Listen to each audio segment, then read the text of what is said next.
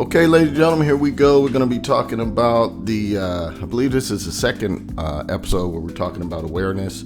And some of the information I'm going to share with you today is part of the Science of Getting Rich seminar that I attended.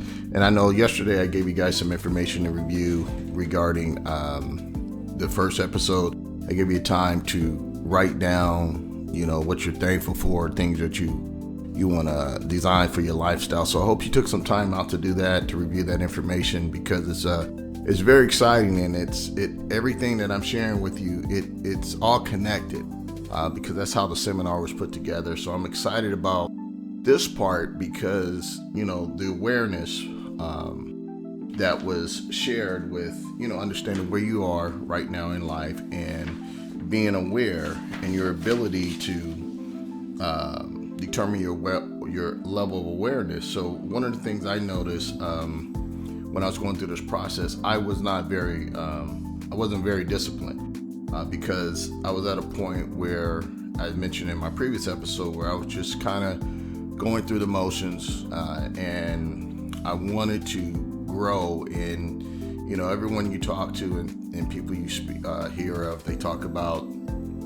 you are where you are because of how you think, or basically it's you. So I had to really focus on this part of awareness because I knew I could do better, but I realized that I wasn't disciplined. As I mentioned before, I was staying up late, getting up just in time to go to work, and other people were controlling my thought energy, meaning that TV, social media, sitting there, spending time on Facebook, watching videos for entertainment.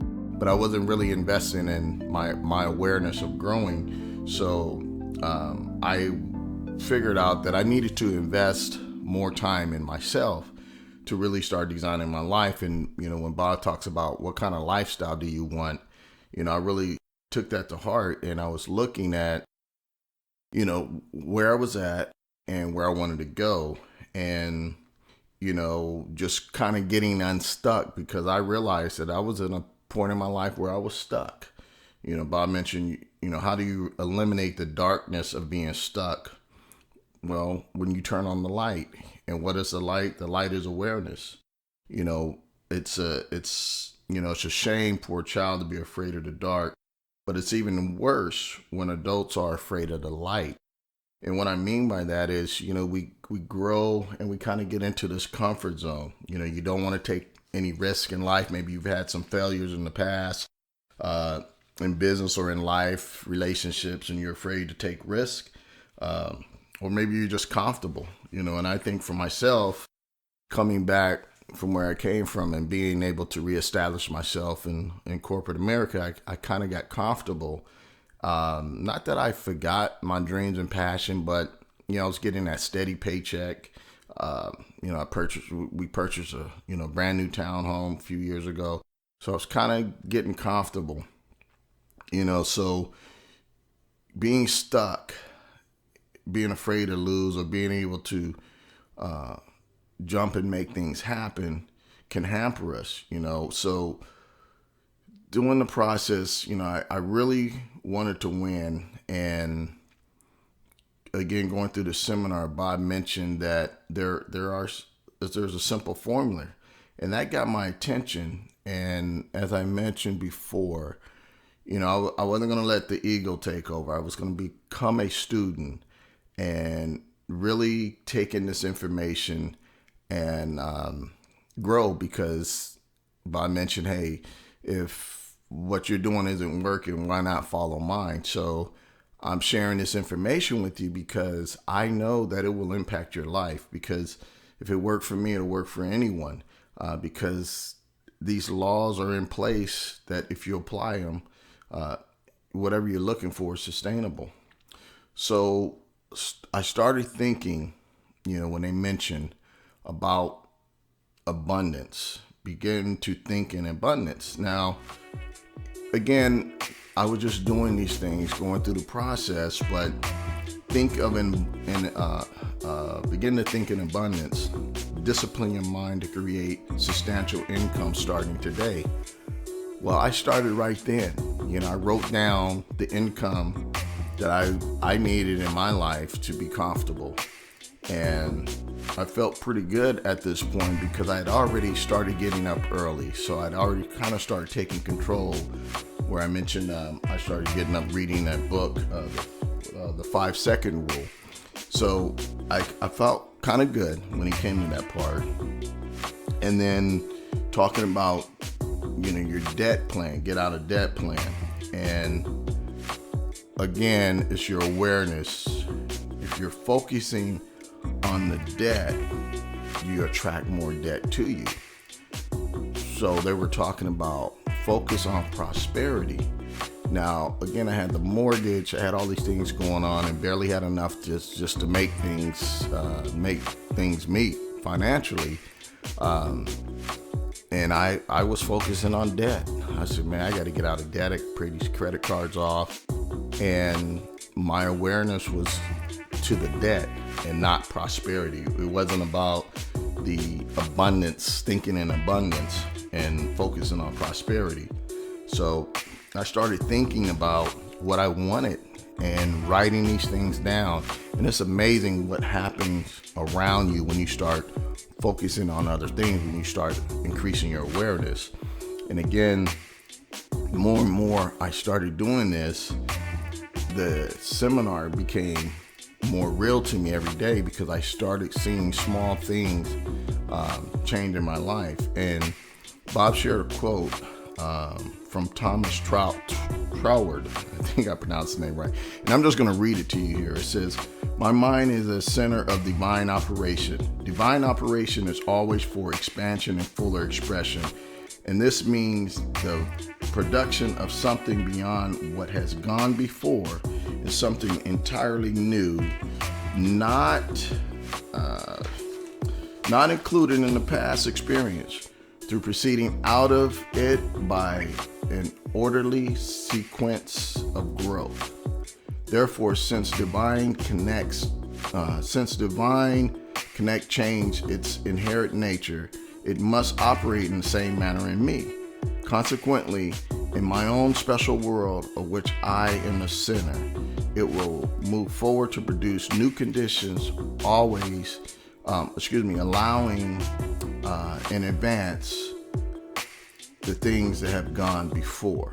I know I kind of butchered that up, but this is kind of raw and uncut. But what I did, I started thinking about,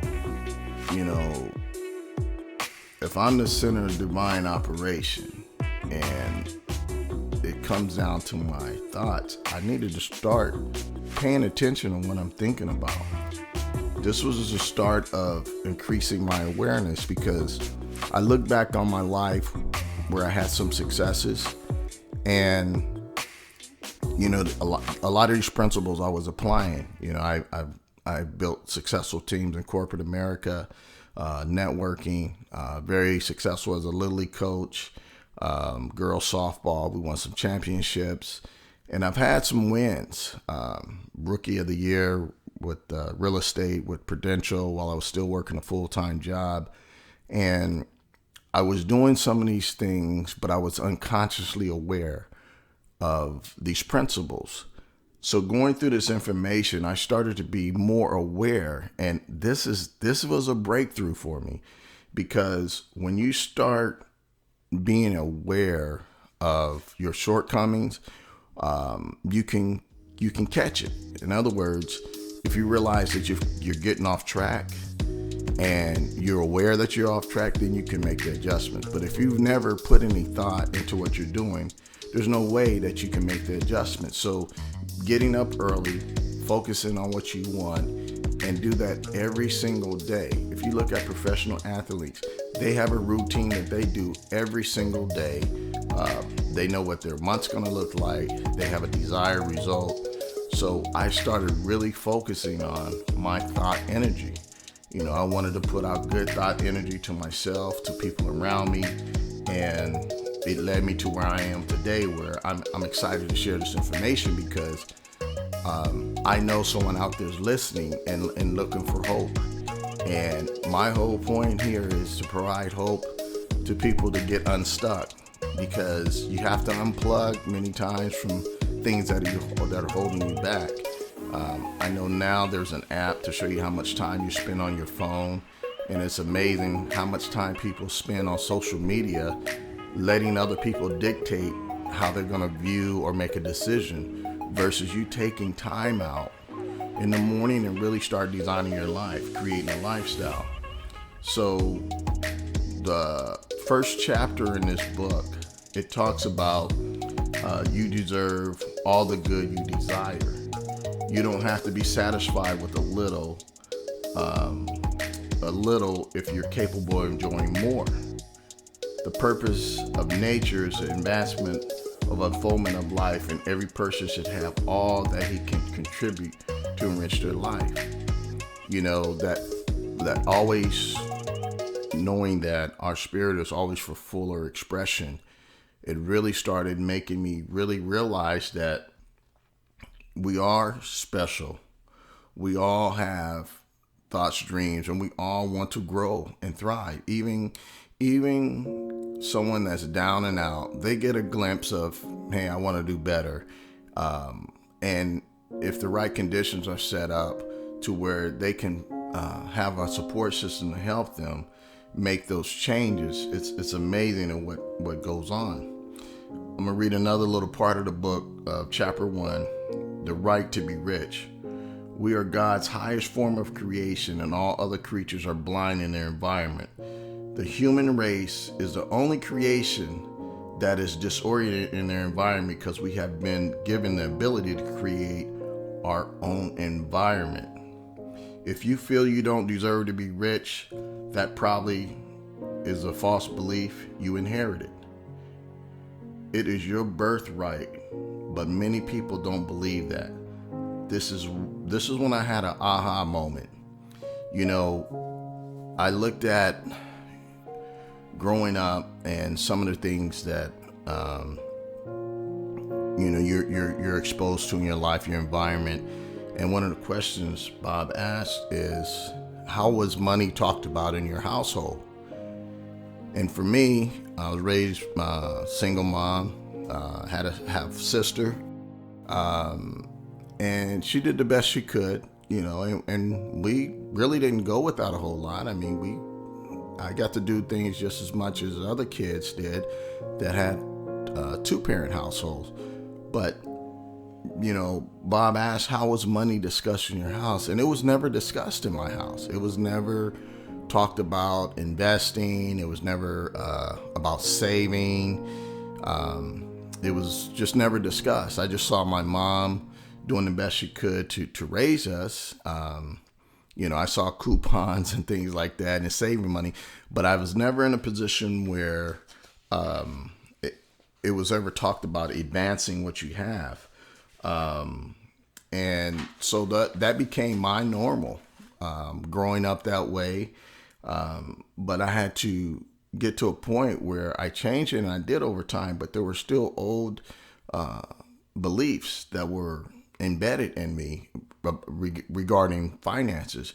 And then as I become, you know, who I am today, there's other things that have happened in my life. As I mentioned, back in 2000, what was it, 06, 07, bankruptcy, divorce, house went into foreclosure. That all happened in August of 07. So that was a scar that was in my subconscious mind that I had to deal with to grow, to make that next step of faith, to getting back into the real estate market, purchasing a home.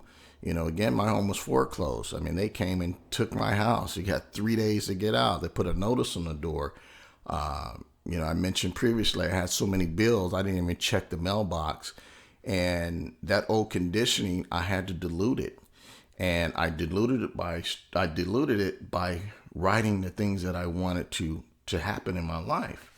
You know, I had to start focusing on abundance, and I started doing that every day. And again, I wasn't living the life that I wanted, but I started focusing on things every day about finances. Again, instead of focusing on getting out of debt, I started looking at focusing on prosperity. I started looking for opportunities around me to create more income. I started looking at business opportunities online. I started looking at some of the things I was successful with in the past. I reactivated my real estate license, just things to look from a prosperity standpoint and growth. So fast forwarding to chapter 3, opportunity, looking to earn more money.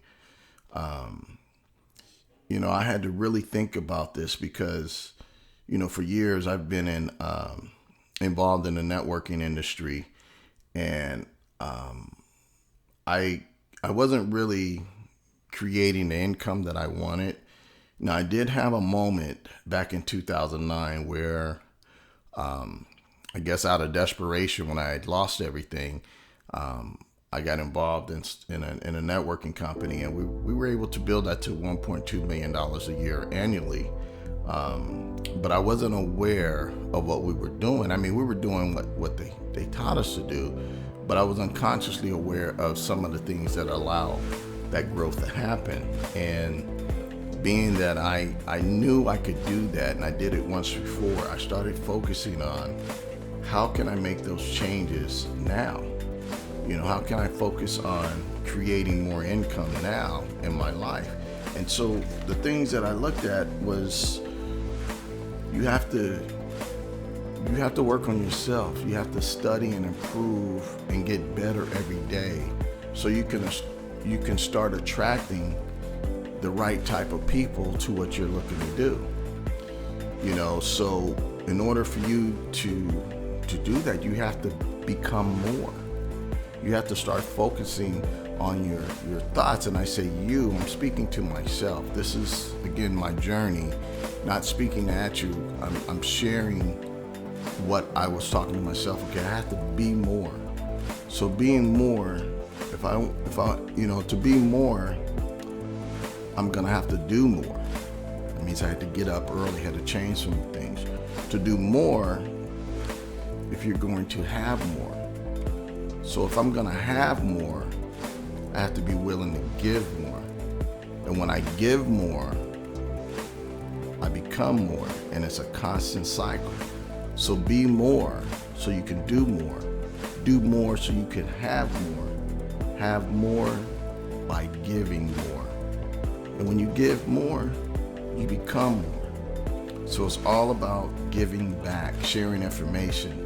And that's what excites me about this, because the simple steps that I took, they're not hard. You listening to this podcast is not hard to do. It's the application of the information that I'm sharing with you. As I mentioned, that anything I reference, any books or links or anything, you can find on my website, goodthoughtenерgy.com. This is where you can find some of the books that I use, like, for example, this one, The Science of Getting Rich. So moving on to chapter 4, the first principle in the science of getting rich is thought is the only power which can produce tangible results. I got stumbled there because a garbage truck just pulled up in front of my house. So I'm going to go ahead and let that pass. But hey, it's uncut. We're going to keep going. So the first principle in the science of getting rich is thought is the only power which can produce a tangible riches from the formless substance. You do not have to let outside conditioning control your thinking. This was powerful for me. Again, I was reflecting back on some of those things, looking at where I wanted to go, and then I had that constant battle of look at where you are now. And I had to not look at where I was at today. I had to look at where I wanted to go. So to do things in a way you want to do them, you would have to acquire the ability to think the way you want to think. The first step towards getting rich, you have to really focus on your thought energy, good thought energy. Do things in a way that you want to do them. You have to acquire the ability to think a way you want to think. So how do you do that? It comes from study. It comes from getting up, starting a game plan of your day. That's what I did. I said, okay, I'm going to commit to this information. I started reading this book, and I got so excited, and I was watching the seminar, the webinar, and it was amazing. And he went on to talk about, chapter 5, increasing life. Increasing life is what you are working on. Business, health, relationships. It's whatever you're working towards. Every living thing must continually seek for enlargement of its life, because life is a mere act of living, must increase itself. Example, look at your cell phone. Look at our cell phones. Remember we had the old flip phones a few years ago, and they evolved to where now you can run a whole business on your cell phone. Well, that was someone's thought energy. They put that thought together. They were empowered to do something to grow, because we are, for fuller expression, we're always looking to improve. And the challenge is, even though if you're not focused on growth or where you're going, someone's going to guide you. Social media, the news, your job, people around you, they're going to guide you to another type of expression, because you're just kind of a conduit. If you're not focusing on that thought energy, you're just going with the flow. And that's where the whole thing is, of getting in a proper place to increase your life, working on your business, health, and relationships. You never look at the visible supply at where you are, and always look at there's a limitless riches in a formless substance waiting for you to create it. When I coached Little League, I coached baseball, I always used to tell the kids when we started each year, I said, we're gonna do something that's never been done in the history of Little League or softball. And they would look at me like, what are you talking about, coach? And I said, well, you guys have never been together as a team before. I've never coached you. I said, we have an opportunity to do something that's never been done in the history of Little League or softball. And that got their attention. So I said, we have the ability to imagine what kind of season we want to have. And from that day forward, we had, different drills and things that we do to improve ourselves, because winning takes care of itself. If you work on yourself, as I was saying, if you become more, you can do more, you have more. Well, we were becoming more. We were working to get better, and the results showed up. I've had a couple of championships, had a couple of 15-0, well, one 15-0 season, but I also had an 0-15 season. But my whole point is, growth. We're designed for growth. We're designed to move forward. If we run fast, we want to run faster. If we do, 10 push-ups, 20, 30 push-ups, we want to do 40. That's how we're designed. We're God's highest form of creation, and we're designed for growth. That is how I'm able to speak to you today over a podcast. We are designed to grow. Someone thought about this technology. I mean, my background's technology. I've been doing it since I'm 21, and I've seen a lot of changes in our world from a standpoint of technology, where we can have Zoom meetings, we can have podcasts, we can entertain, we can discover our creative power that lives within us. And so the whole point of awareness is to be aware of what's going on. And this is not going to happen by just, one day of study. It's something that you have to commit to improving you. You hear athletes all the time, and now I really understand them, where they talk about, just trying to get better every day. And I used to think, well, hearing athletes saying, I'm working to get better every day. And I used to think, well, they're just saying that. Well, once you kind of start getting on your grind and figuring out what you want to do, you are trying to get better every day. Unfortunately for many people, and I was part of that, I was stuck. So knowing my awareness of where I want to go, it's very powerful, because now you can turn it on. You can literally turn on, because when you start falling back, you know what you need to do. And that's happened to me. I get comfortable, things start showing up, income start coming to me. And, sometimes you get off track, but at least I knew what I needed to do. I needed to get up early again, needed to get back into my gratitude journal, and keeping focus on awareness. That good thought energy is what propels you forward to help you grow. So tomorrow we're going to be talking further about the other chapters in this book, and just some of the things that how the results of applying this changed my whole environment. It was amazing on what took place. So, man, it was a great day today. Take some notes, give yourself some time to digest this information, and just enjoy and put out that good thought energy. It can't hurt to think good of others and say that good thought energy 3 times. Good thought energy, good thought energy, good thought energy. It's hard to say that 3 times and not smile.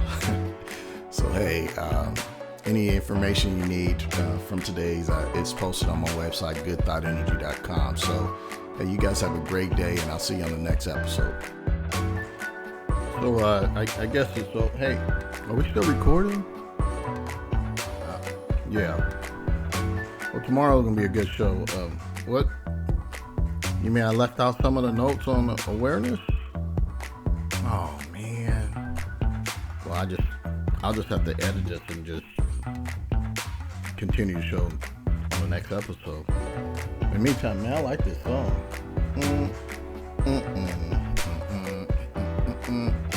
Good thought energy. Good thought energy. I don't know. Oh man, this thing is still recording. Oh.